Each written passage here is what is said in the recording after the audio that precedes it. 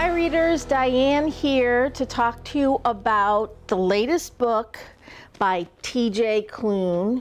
And if you've been paying attention, you know how much I loved his book called The House in the Cerulean Sea. I've been pushing it on everybody for over a year, and I think it was my favorite book of the year for 2020. His new book is called Under the Whispering Door. I'm almost done. See, I only have that much left. I'm hoping to finish it tonight.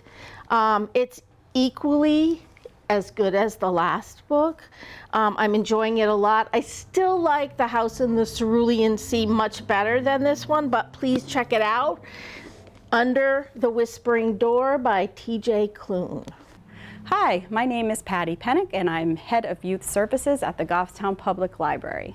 Today I wanted to share with you some of our summer programming events that are going on. We have a lot happening at the library, and I certainly hope by now, whether you're an adult, a teen, or a child, you've been in to see us. Many of our programs are actually full, which is exciting and a little disappointing sometimes. So I wanted to share with you the programs that are not full, and in fact don't even require, most of them don't require registration. Did you know that on select Mondays in the children's room, you can come in with your child and enjoy our air conditioning, freshly popped popcorn, and watch a movie in the children's room. We have a flyer as well as information on our website with the dates and the specific titles. They are, of course, children's movies. So that is on select Mondays, and the flyer looks like this. It's in the children's room. The next date I wanted to tell you about is Judy Pancoast. When I say that name, many of you probably say, I know Judy. We almost all of us know Judy. Judy is coming back to New Hampshire just for a few days, and she's going to do a concert on our library lawn on Tuesday, let me double check, July 19th. No registration is required.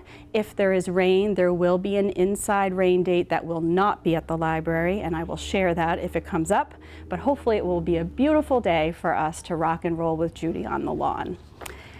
Then on every Monday between now and August 29th, it's a lot of Mondays, between 10 and 12, you can drop in on the lawn of the library with your child, and if it's raining, you can come, we'll do it inside, to do a STEAM experiment or activity. So it could be something like an art project, or last Monday we made sand Play-Doh, which was really fun. The kids were mixing lots of ingredients to get a sandy kind of slime Play-Doh mix. Every week it's a different project.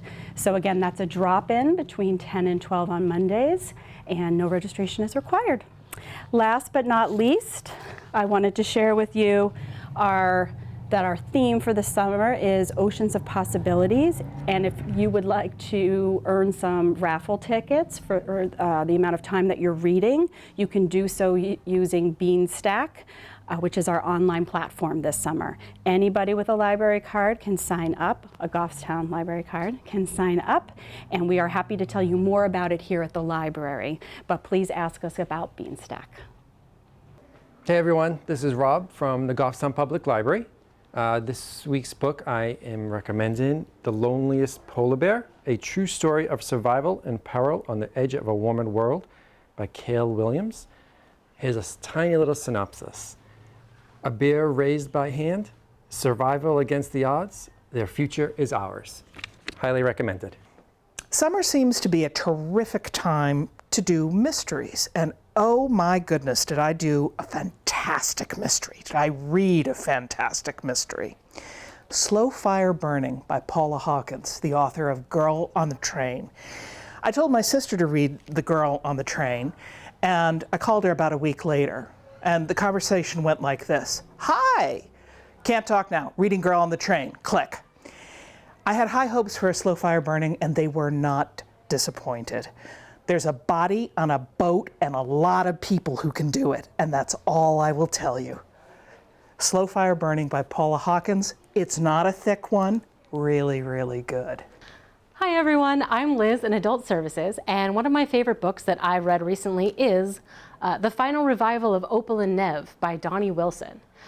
This was a really interesting book. It's a novel, and it's about a glam rock duo. Glam rock, punk rock, who can say? And their sort of rise to fame in the 1970s. Opal and Nev are kind of like an odd couple. Neville is like a folk singer from the UK, and Opal is a black woman from Detroit who's only ever sung at like bar amateur nights. But musically, they get along and make amazing music together. But what makes this book particularly interesting is that it is told as though it's a piece of like music journalism. So a music journalist in the year 2020, I do believe, is doing a piece. She's writing a book about their rise to fame. Because it's rumored that they are finally going to be playing together for the first time in years. And the most interesting point, the thing that this music journalist is trying to get all the background information on, is the thing that sort of catapulted them into stardom, for better or worse, is at their first big concert, there was a like violent racial incident, which sort of put them directly into the public eye, and there was lots of fallout. And so this music journalist is telling this story through all of the people she's interviewing. So it's a series of interviews with people who were involved around that time.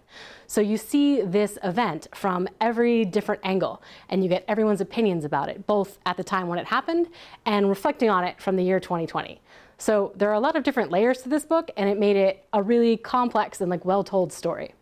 Also, if you are a listener of audiobooks, this one is fantastic as an audiobook because all of the different interviewees are played by different actors. So you get like a full cast recording of all the people involved in the lives of Opal and Nev. So highly recommend the final revival of Opal and Nev.